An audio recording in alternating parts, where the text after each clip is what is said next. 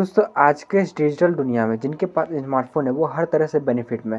अब चाहे उनको बिल पेमेंट करना हो या फिर मनी ट्रांसफ़र करना हो या फिर मोबाइल रिचार्जेस करना हो, तो ऐसे में वह अपने स्मार्टफ़ोन की मदद से बहुत ही आसानी से इस तरह की सर्विसेज का फ़ायदा उठा लेते हैं। पर ऐसे में वह लोग जिनके पास कीपैड फ़ोन है और उनके मोबाइल फ़ोन में इंटरनेट नहीं है, तो ऐसे में यह लोग इस तरह की सर्विसेज का फ़ायदा नहीं उठा सकते हैं।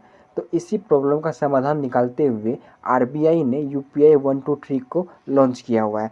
इसके तहत जिन लोगों के पास कीपैड मोबाइल फ़ोन है या फिर उनके मोबाइल फ़ोन में इंटरनेट कनेक्शन नहीं है, तो ऐसे में यह लोग भी अपने मोबाइल फ़ोन की मदद से कहीं भी पेमेंट ट्रांसफ़र कर सकते हैं और साथ ही साथ मोबाइल रिचार्जेस या फिर बिल पेमेंट कर सकते हैं।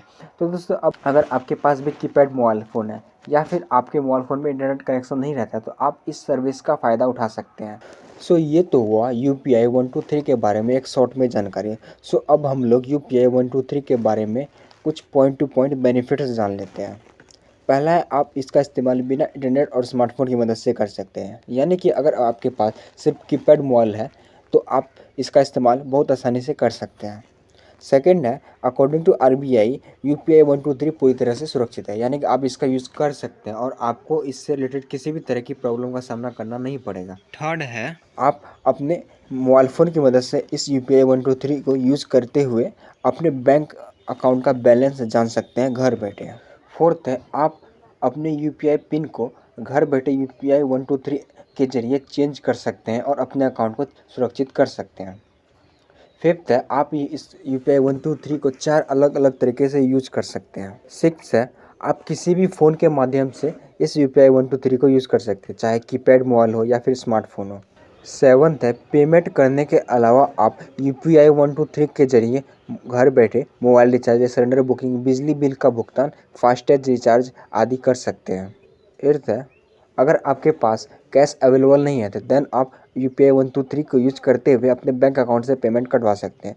इस तरह से देखा जाए तो यूपीआई 123 हर तरह से फ़ायदेमंद ही है और इसका फ़ायदा सबसे ज़्यादा उन लोगों को होगा जो ग्रामीण इलाकों में रहते हैं और उनके पास स्मार्टफोन नहीं है। तो ऐसे में वह यूपीआई 123 सर्विसेज का फ़ायदा उठा सकते हैं। दोस्तों, अब हम लोग यह जानते हैं कि यूपीआई 123 पर रजिस्ट्रेशन कैसे करें, क्योंकि यूपीआई 123 को यूज़ करने के लिए सबसे पहले आपको इस पर रजिस्ट्रेशन करना पड़ेगा और इस पर रजिस्ट्रेशन करने के लिए आपको 2 इम्पोर्टेंट बातों का ध्यान रखना ज़रूरी है। पहला कि आपके पास जो भी मोबाइल नंबर है वो मोबाइल नंबर आपके बैंक अकाउंट के साथ लिंक होना चाहिए और अगर आपका मोबाइल नंबर आपके बैंक अकाउंट के साथ लिंक नहीं है तो आप सबसे पहले अपने बैंक अकाउंट में जा करके अपने मोबाइल नंबर को लिंक करवा लीजिए।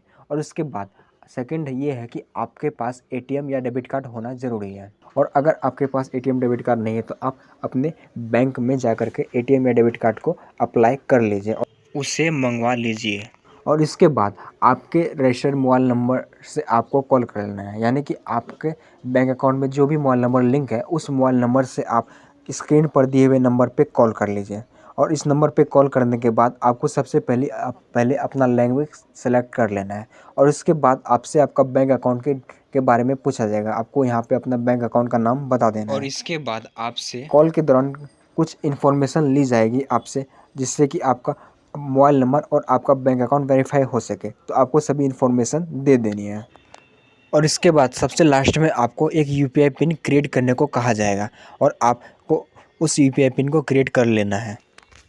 और यूपीआई पिन सेट करते वक्त आपको सबसे ज़रूरी बात ध्यान रखनी यह है कि यह यूपीआई पिन वही यूपीआई पिन है जिसके ज़रिए आप इस सर्विस का यूज़ कर पाएंगे। यानी कि आप जब भी इस नंबर पे कॉल करके इसके ज़रिए पेमेंट करेंगे तो आपसे इसी यूपीआई पिन को मांगा जाएगा। तो आप इस पिन को याद कर लीजिए और इसके बाद आप यूपीआई 123 पर रजिस्टर हो जाएंगे सभी प्रोसेस को कंप्लीट करने के बाद।